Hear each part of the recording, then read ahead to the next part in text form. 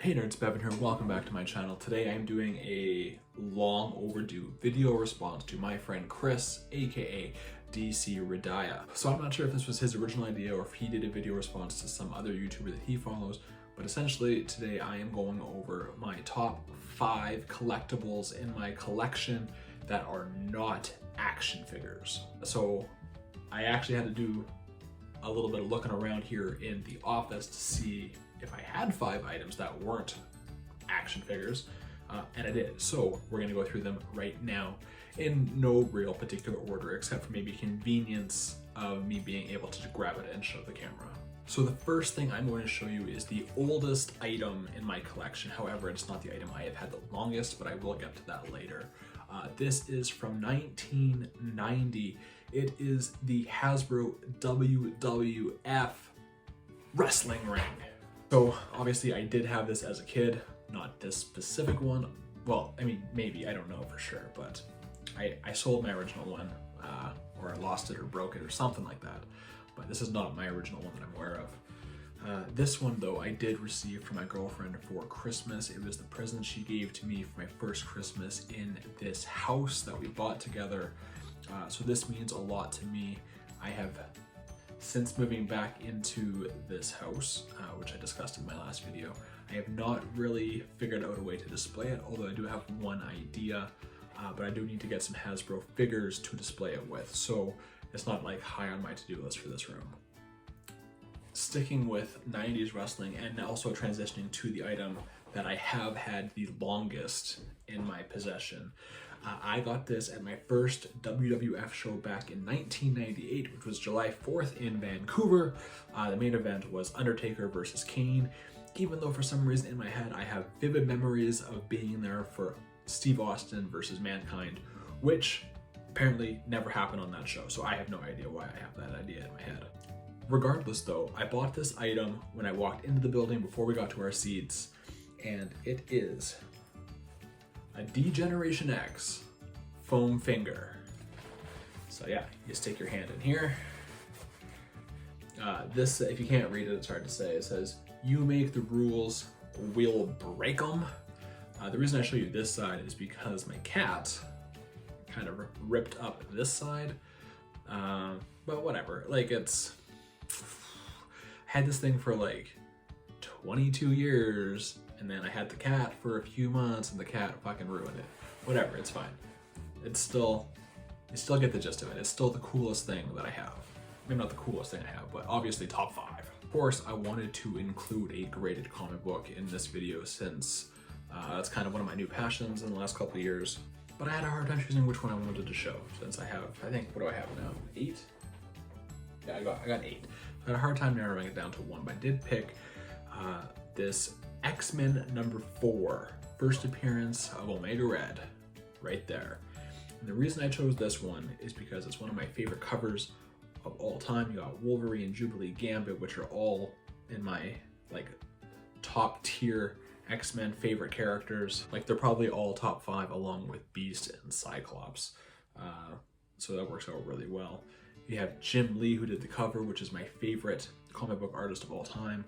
It's right out of the 90s animated X-Men era, obviously because those suits were inspired by Jim Lee's art, so it all kind of like ties in together. So for all of those reasons, this is my favorite graded comic book in my collection, and therefore makes this top 5 non-action figure collectibles video. And up next we have this Bowen Designs 12-inch resin Cyclops statue. Now, out of all of these things, this is probably my favorite item if you take out sentimentality. First wrestling show, childhood item that my girlfriend gave to me. The next one I'm going to show you is as a birthday present for my mother. But objectively speaking, you know, taking out any kind of sentimentality of the items, this is probably the coolest item in my collection overall. And even this one means a lot to me. It was the first statue I ever bought after I graduated university.